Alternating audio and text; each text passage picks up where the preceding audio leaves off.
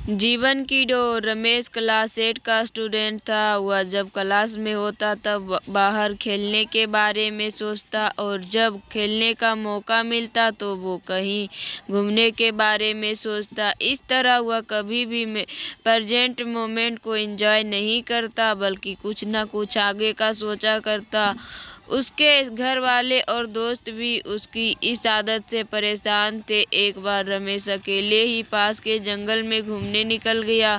थोड़ी देर चलने के बाद उसे थकान हो गई और वो वही नरम घासों पर लेट गया।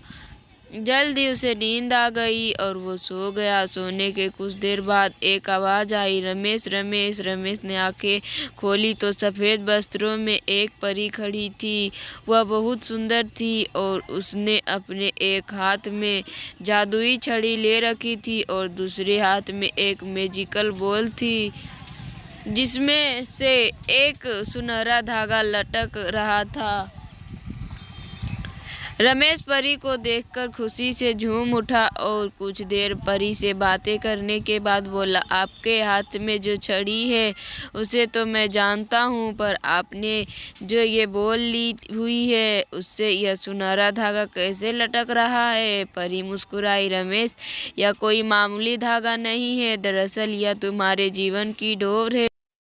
अगर तुम इसे हल्का सा खींचोगे तो तुम्हारे जीवन के कुछ घंटे कुछ सेकंड में बीत जाएंगे। यदि इसे थोड़ा तेजी से खींचोगे तो पूरा दिन कुछ मिनटों में बीत जाएगा और अगर तुम उसे पूरी ताकत से खींचोगे तो कई साल भी कुछ दिनों में बीत जाएंगे।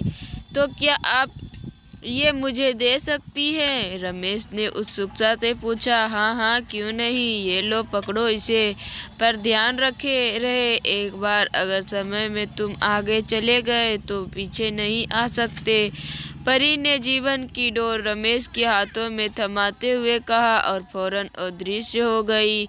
अगले दिन रमेश क्लास में बैठा खेलने के बारे में सोच रहा था, पर टीचर के रहते वो बाहर जाता भी तो कैसे। तभी उसे परी द्वारा दी गई सुनहरे धागे वाली बॉल का ख्याल आया। उसने धीरे से बॉल निकाली और डोर को जरा सा खींच दिया। कुछ ही सेकंड में वो मैदान में खेल रहा था।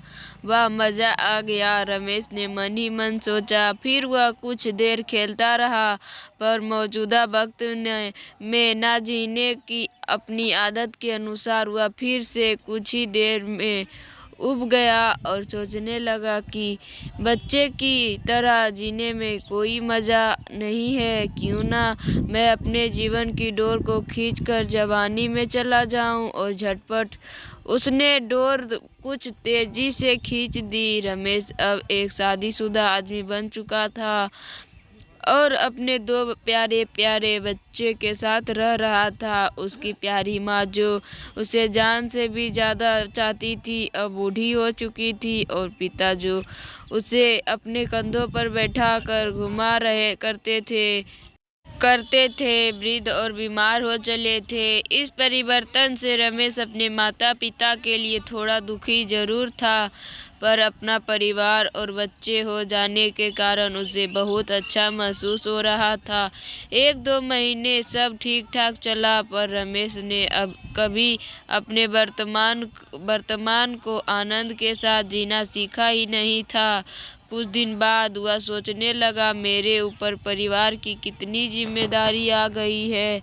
बच्चे को संभालना इतना आसान भी नहीं, ऊपर से ऑफिस की टेंशन अलग है। माता पिता का स्वास्थ्य भी ठीक नहीं रहता। इससे अच्छा तो मैं रिटायर हो जाता और आराम की ज़िंदगी जीता।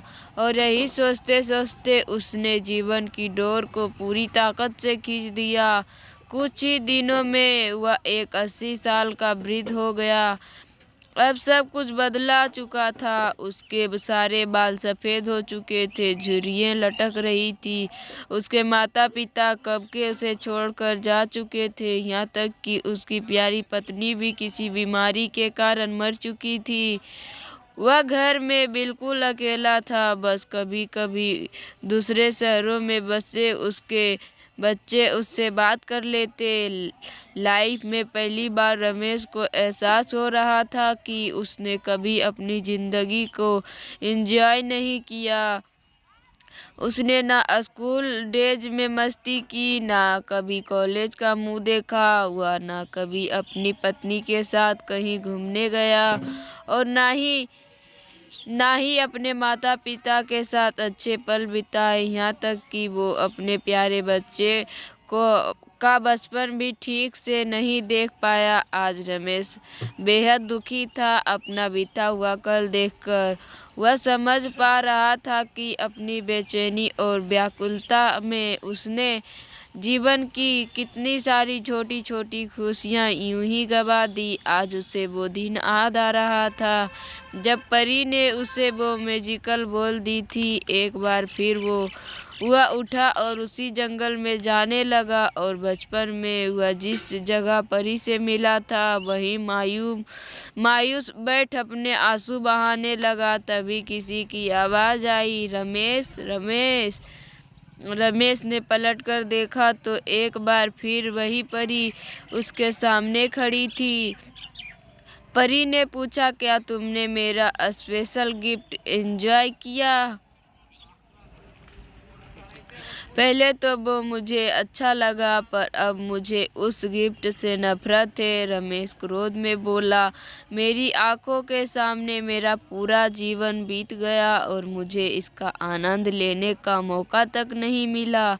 हाँ, अगर मैं अपनी ज़िंदगी नॉर्मल तरीके से जीता तो उसमें सुख के साथ दुख भी होता, पर मैजिकल बॉल के कारण मैं उनमें से किसी का भी अनुभव नहीं कर पाया।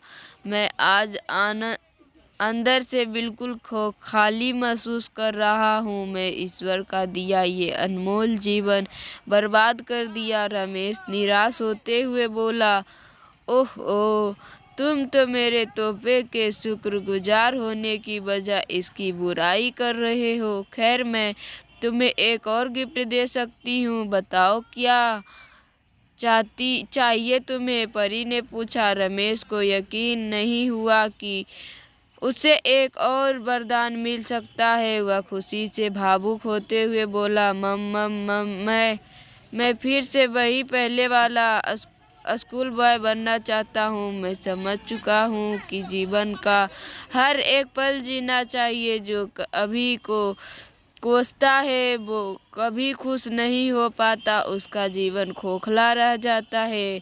प्लीज़ प्लीज़ मुझे मेरे पुराने दिन लौटा दो, प्लीज़ प्लीज़ प्लीज़ ना। तभी एक आवाज़ आती है, उठो बेटा, तुम यहाँ इन जंगल में कैसे आ गए? और ये सपने मैं प्लीज़ प्लीज़ क्या बड़बड़ा रहे हो?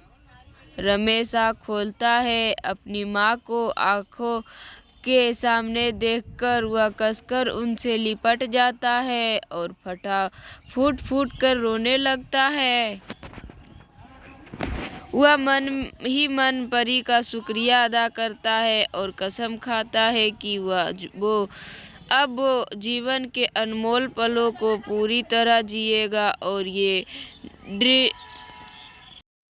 और कल के बारे में सोचकर अपना आज को बर्बाद नहीं करेगा। दोस्तों, क्या आप खुद को रमेश से रिलेटेड हो? कई बार ऐसा होता है कि हम आज की खूबसूरती को सिर्फ इसलिए नहीं देख पाते क्योंकि हम एक सुंदर कल के बारे में सोचने में खोए रहते हैं, या कई बार हम जो नहीं घटा उसके घटने की चिंता में अपने आज को चिता पर जला देते हैं, बर्बाद कर देते हैं। हमें ऐसा नहीं करना चाहिए। खुशियों के छोटे छोटे पलों को पूरी तरह जीना चाहिए। जीवन की डोर एक बार खींची जाती है तो फिर लौट कर नहीं आती। किसी ने सच ही कहा है, बीता हुआ कल कभी नहीं आएगा और आने वाला कल शायद कभी ना आए। इसलिए आज ही अपनी ज़िंदगी जी लो, आज ही खुशियाँ मना लो। धन्यवाद। अगर मेरी कहानी पसंद आए तो मेरे चैनल को सब्सक्राइब कीजिए, लाइक कीजिए और ज़्यादा से ज़्यादा शेयर भी कीजिए। धन्यवाद।